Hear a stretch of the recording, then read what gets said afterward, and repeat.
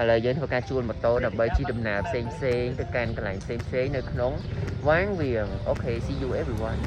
បន្តពីវីដេអូមុនពេលដែលខ្ញុំធ្វើដំណើរចេញពីមឿងហ្វឿងគឺខ្ញុំជ្រើសរើសតាក់ស៊ីដើម្បីទៅកាន់វាងវៀងបន្តទៀតដែលតាក់ស៊ីនោះជិះប្រហែលរយៈពេលតែ2ម៉ោងគឺយើងអាចមកដល់វាងវៀងហើយអញ្ចឹងពេលដែលមកដល់វាងវៀងបទពិសោធន៍ថ្មីមួយដែលយើងត្រូវធ្វើគឺយើងត្រូវជួលម៉ូតូព្រោះដោយសារតែកន្លែងដើរលេងគេនៅជិតៗគ្នាទេអញ្ចឹងបើយើងជួលម៉ូតូជិះគឺយើងចង់ទៅណាក៏បានដែរវាងាយស្រួលសម្រាប់យើងហើយការដែលខ្ញុំទៅហ្នឹងគឺទេសភាពស្អាតខ្លាំងមែនតើមេតិចចោះអាប់ដោយសារតែតំតាភ្លៀងហើយការពីយប់ចូលមកដល់កន្លែងទី1ដែលពួកខ្ញុំបានទៅហ្នឹងមានឈ្មោះថា Blue Lagoon 2តែមុននឹងចូលគឺយើងត្រូវទិញសបុតបន្ទាប់ពីទិញសបុតហើយពួកខ្ញុំក៏ធ្វើការញ៉ាំអីបន្តិចដើម្បីទៅលេងនៅកន្លែងហ្នឹងហើយចំពោះផ្លូវចូលនៅកន្លែងហ្នឹងវិញគឺយើងត្រូវការឆែកសបុតដែរពេលដែលយើងទិញហើយអញ្ចឹងពេលដែលចូលទៅទេសភាពនៅកន្លែងហ្នឹងគឺស្អាតទឹកធ្លាក់ពណ៌ខៀវស្អាតតែម្ដងមេឃក៏ត្រជាក់ដែរអញ្ចឹងពេលដែលខ្ញុំទៅហ្នឹងគឺឃើញមានគេលេងច្រើនមែនតើហើយខ្ញុំក៏អត់អាចបង្អង់យូរដែរក៏ចូលទៅលេងទឹកជាមួយគេដូចគ្នាអញ្ចឹងពេលដែលយើងទៅកុំភ្លេចត្រៀមខោអាវសម្រាប់លេងទឹកផងបើមិនបើយើងចង់លេងតែបើថាយើងអត់ចង់លេងទេព្រោះដោយសារតែយើងត្រូវទៅកន្លែងបន្តទៀតអញ្ចឹងយើងអាចមើលទេសភាពឬក៏ថតរូបនៅកន្លែងហ្នឹងបានទៅហើយក៏អាចទៅប៉ះទឹកគេបន្តិចទៅព្រោះដោយសារទឹកនៅកន្លែងហ្នឹងវា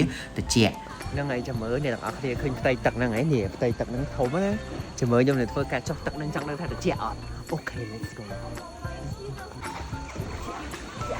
បន្ទាប់ពីលេងទឹកលេងអីហើយអញ្ចឹងនៅកន្លែងដែលយើងលេងទឹកហ្នឹងក៏មានហាងកាហ្វេដែរអញ្ចឹងយើងអាចញ៉ាំកាហ្វេផ្លាស់អាវហើយបន្តដំណើរទៅកាន់កន្លែងមួយទៀតកន្លែងទី2ដែលខ្ញុំទៅហ្នឹងគឺជាប្រភេទភ្នំដែលតម្រូវឲ្យយើងឡើងដើម្បីទៅមើល view ពីខាងលើភ្នំរហូតចុះមកខាងក្រោមមុនពេលដែលយើងឡើងទៅ view point គឺយើងត្រូវទិញសំបុត្រសិនសំបុត្រមួយ 20,000 គីបអ្នកទាំងអស់គ្នានេះតាមគ្នាយេអូខេតោះជិះទៅមើលទាំងអស់គ្នាថានៅខាងលើនោះមានទិដ្ឋភាពបែបណា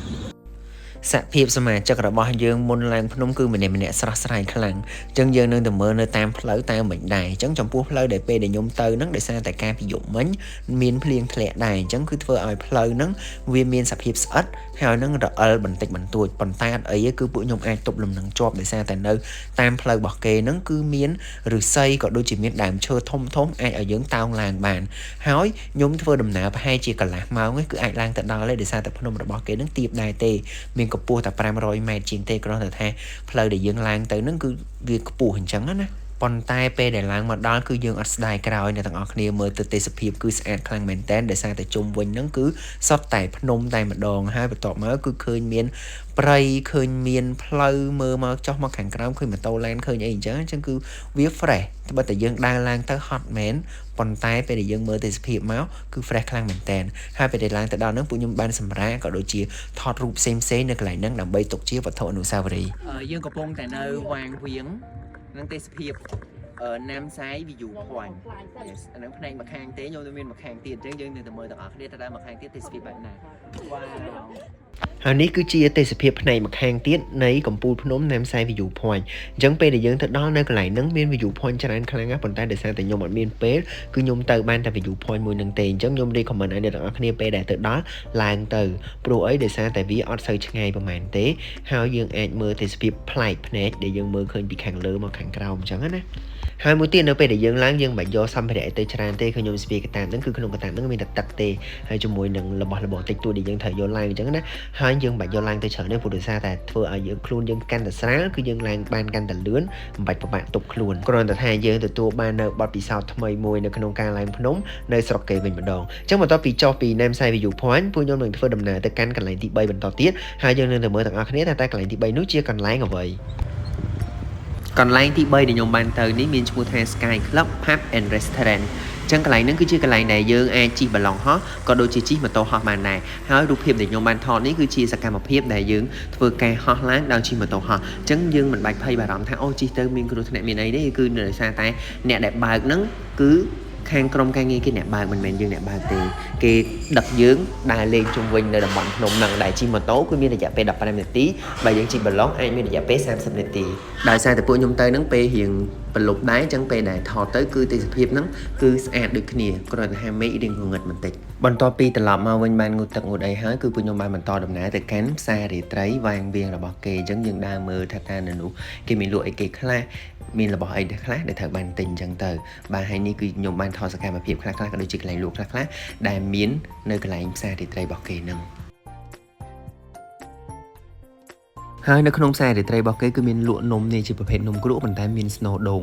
ខ្ញុំអាហ្នឹងគឺឆ្ងាញ់មែនតើអញ្ចឹងបើអ្នកទាំងអស់គ្នាបានទៅអាចសាកភ្លក់រសជាតិវាបន្តិចទៅ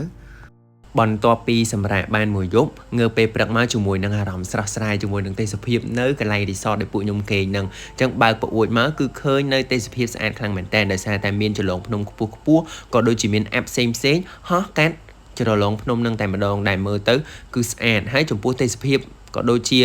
អាកាសធាតុវិញគឺត្រជាក់ខ្លាំងដោយសារតែពេលដែលខ្ញុំទៅហ្នឹងគឺមេឃដោយសារតែភ្លៀងហើយដែរអញ្ចឹងគឺត្រជាក់សមល្មមអាចនឹងឲ្យយើងដើរលេងហើយមួយទៀតនៅពេលព្រឹកហ្នឹងក៏យើងអាចជិះបាឡុងហោះក៏ដូចជាជិះម៉ូតូហោះបានដែរគ្រាន់តែខុសគ្នាពីពេលល្ងាចយើងជិះដើម្បីមើលថ្ងៃលិចដល់ពេលព្រឹកនេះយើងជិះដើម្បីមើលថ្ងៃរះប៉ុន្តែការជិះបាឡុងក៏ដូចជាជិះម៉ូតូហ្នឹងគឺខ្ញុំអត់បានជិះទេ